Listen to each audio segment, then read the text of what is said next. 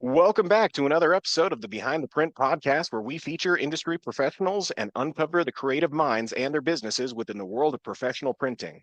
Our mission is to provide you with inspiring, actionable resources that elevate your business projects and accelerate your journey to excellence in profit and in print.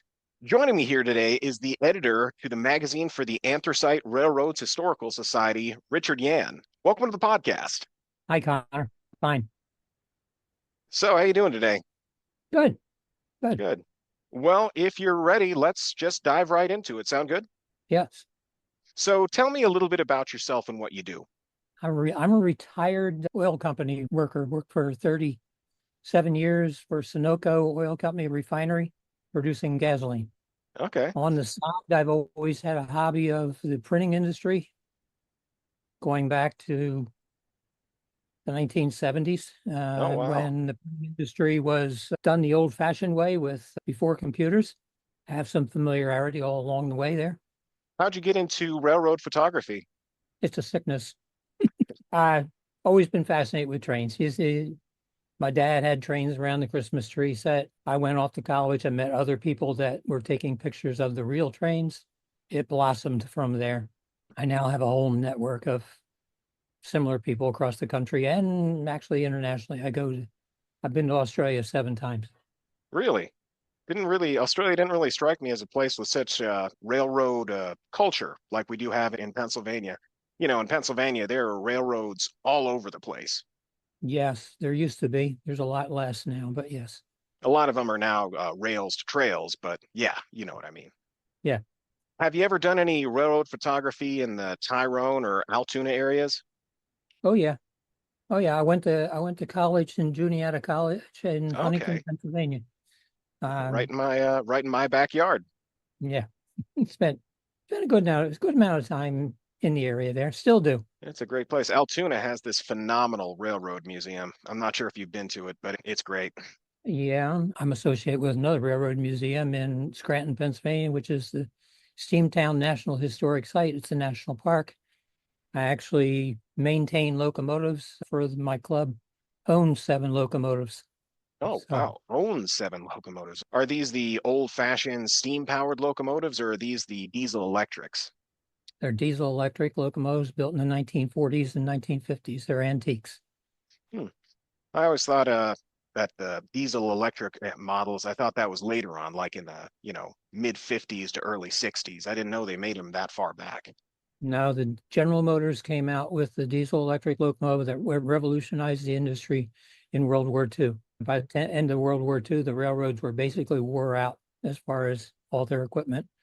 And General Motors was ready to step in with this newfangled device called a diesel locomotive. And they proved that they were more efficient and cheaper to operate and Hmm. took off from there. Oh, interesting. So, what can you tell me about the Anthracite Railroads Historical Society's community, your target audience, if you will? Well, the anthracite railroads are identified as those railroads which serve northeast Pennsylvania, where the primary deposit of anthracite in the United States exists. There's very little of it mined anyplace else. There's a few places, but very little of it anyplace else. There were the rail barons back in the time in the 1890s made extensive mining and associated railroads in that area. I was graduating from Juniata in 1975, and a big transformation was taking place where all the anthracite railroads were being swallowed up by a new merged entity called Conrail that the government had set up to help bankrupt railroads. So the time was right for myself and 3 other people to found the Anthracite Railroads Historical Society because we wanted to preserve what history we could at that point. So What here we are is 50 years later. that's a long time to be operating that.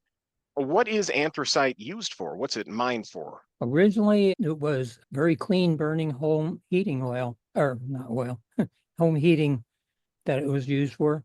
Its Is it present day, its present day use is for filter material and some industrial uses and some metallurgical uses. is it kind of like coal? It is coal.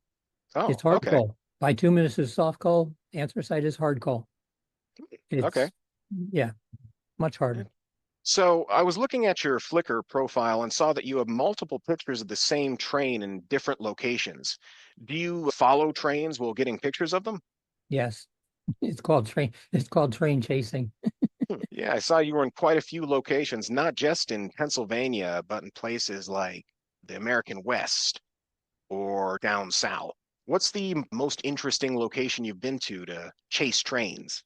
Wow, there's a lot of highly scenic locations. The purpose is to get it's more photography. It's to get a pleasing scene.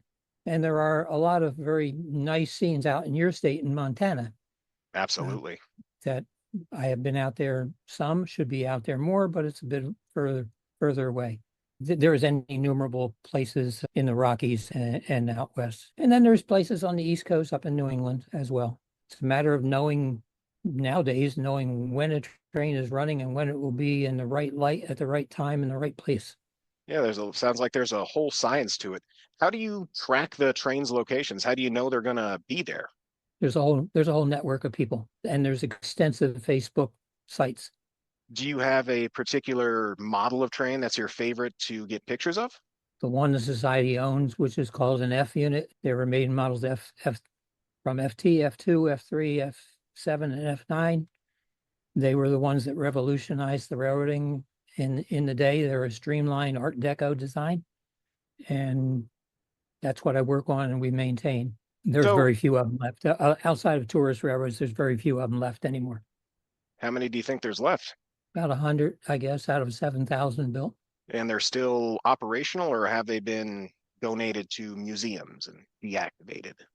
There's virtually none of them on the regular railroad system. They're all in museums or tourist railroads. Hmm. Some of them are not restored. The ones that are restored and actually operate number significantly less than that. Yeah, I've seen in the Altoona Railroad Museum, I've seen I think they're going to be restored at some point, but last I saw there was a lot of, passenger cars just sitting out there that definitely haven't been restored. I think it's on their to-do list, but they just haven't quite gotten to it yet. A lot of railroad museums have a big to-do list they don't get to. I think a lot of museums in general have big to-do list.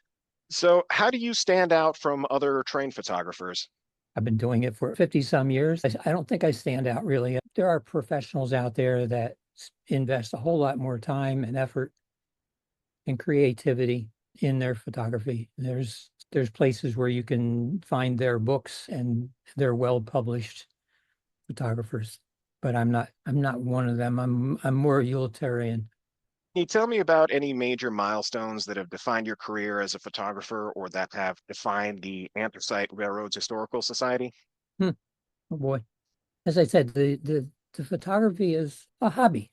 I've gotten paid for a few photos. I think the best thing is what I do on the print end. I see what's missing as far as photographic coverage or documentation. I know what resources I have available and through my network, and I have put together a few books. I've published 5 books. On that note, how has print helped elevate your business? The Anthracite Railroads Historical Society is a 501c3 educational organization. We don't make huge amounts of money. Let's put it that way. We fulfill a need in educational materials. And if I can break even or make a little money to continue for making the next project, then that's good. I don't have a business where I'm making huge amounts of money. It's a labor of love. So, can you tell me about any challenges that are holding you or the Anthracite Railroad Historical Society back right now? Time, Time. enough time to do things.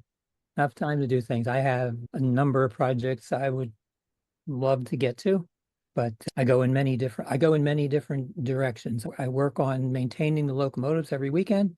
I try to put out this magazine 3 times a year and uh, got a home life. I like to do some travel. And in between there, maybe there be I also have a passion of saving history in that there are railroad photographers who are senior to me, and there's never a good situation of what may happen to their photographic collection. I mean, railroad photographers in general shot a lot of black and white and a lot of color slides.